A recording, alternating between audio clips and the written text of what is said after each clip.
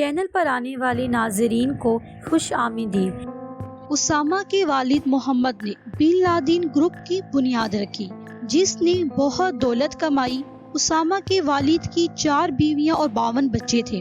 اسامہ کے والد کے سعودی عرب کے بانی عبدالعزیز ال سعود سے اچھے تعلقات تھے، جس کی بنا پر بن لادن گروپ کو کئی حکومتی ٹھیکے ملے، جن میں مقامات مقدسہ کی توسیع اور تعمیر نو بھی شامل تھی۔ اس وقت بن لادن گروپ کے پاس 35,000 ملازمین تھے اور 5 ارب ڈالر کا سرمایہ تھا۔ اسامہ عبدالعزیز یونیورسٹی میں ایک فلسطینی استاد عبداللہ سے بہت متاثر تھا، جس کا تعلق اخوان المسلمون تنظیم سے تھا۔ 18 مئی 1996 کو اسامہ بن لادن سوڈان سے نکلے اور افغانستان پہنچ گئے۔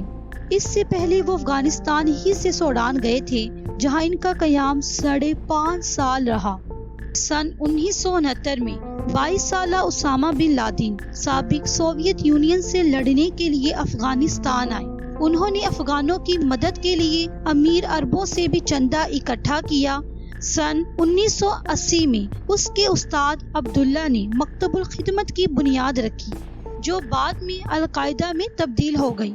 القاعدہ نے افغان مجاہدین کے لیے بیرونی امداد کی راہیں کھولی۔ اسامہ بن لادن اس تنظیم کے رکن اور بڑے مالی مددگار بن گئے۔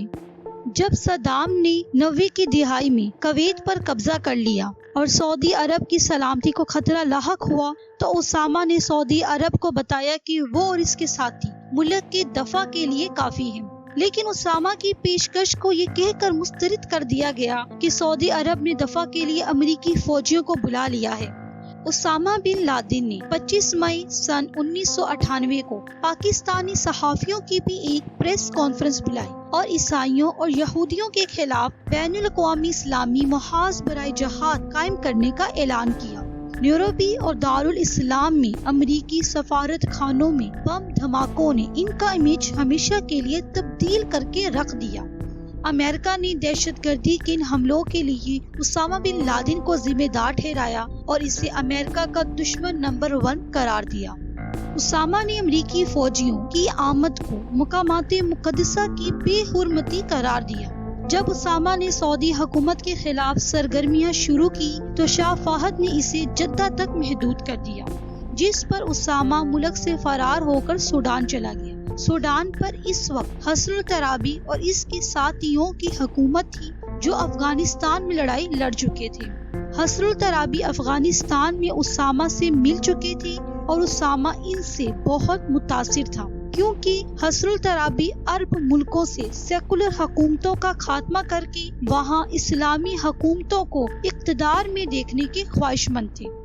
13 ستمبر کو امریکی سفیر نے جنرل پرویز مشرف سے ملاقات کی تو CNN نے اس ملاقات کے حوالے سے کہا کہ امریکی سفیر نے صدر پرویز کو صدر بش کا پیغام پہنچایا ہے کہ وہ طالبان یا امریکہ میں سے کسی ایک کا انتخاب کر لیں۔ یہ بالکل سادہ اور واضح پیغام تھا جو صدر مشرف کو پہنچایا گیا تھا۔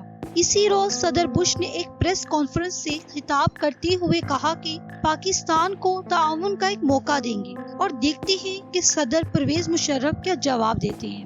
امریکہ پاکستان سے 3 اہم مطالبات منوانا چاہتا تھا۔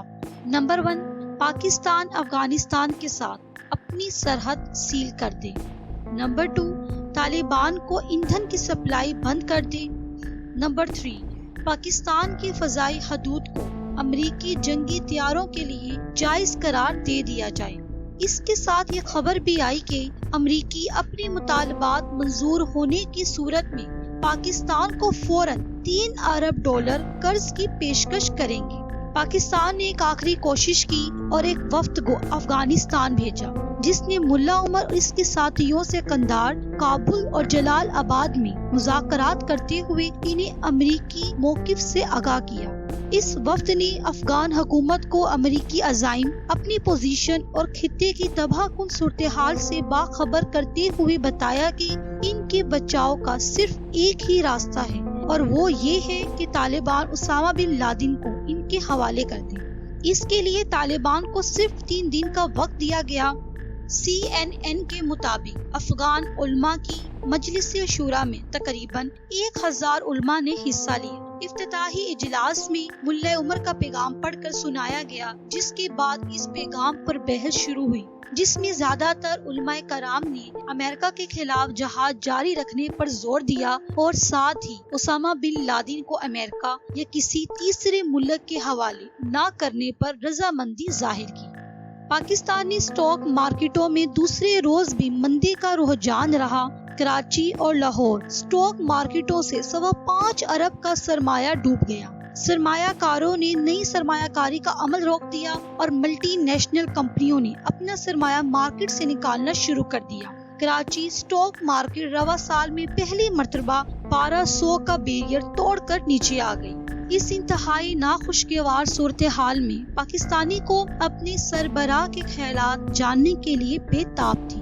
19 سپتمبر کی رات 8:30 بجے جنرل پرویز مشرف نے قوم سے خطاب کیا، جسے ساری دنیا کے قابل ذکر ٹی وی چینلز پر براہ راست دکھایا گیا۔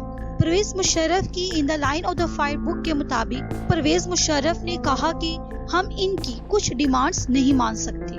ہم نے امریکہ کو صرف ایک ہوائی پٹی استعمال کرنے کی اجازت دی جو ہمارے حساس مقامات سے دور تھی۔ اس کے علاوہ ہم ان کے باقی مطالبات پورا کر سکتے ہیں۔ 20 سالہ تنازع کے دوران 3500 سے زیادہ اتحادی فوجی مارے گئے، 20,000 سے زائد امریکی زخمی ہوئے، تقریباً 69,000 افغان سیکیورٹی فورسز کے ساتھ 51,000 عام شہری اور 51,000 عسکریت پسند مارے گئے۔ امید ہے آپ کو یہ ویڈیو پسند آئی ہوگی۔ مزید ایسی دلچسپ ویڈیوز کے لیے ہمارے چینل کو سبسکرائب کریں اور گھنٹی کے آئیکن کو پریس کریں تاکہ ہر آنے والی ویڈیو کی اپڈیٹ آپ کو بر وقت مل سکے۔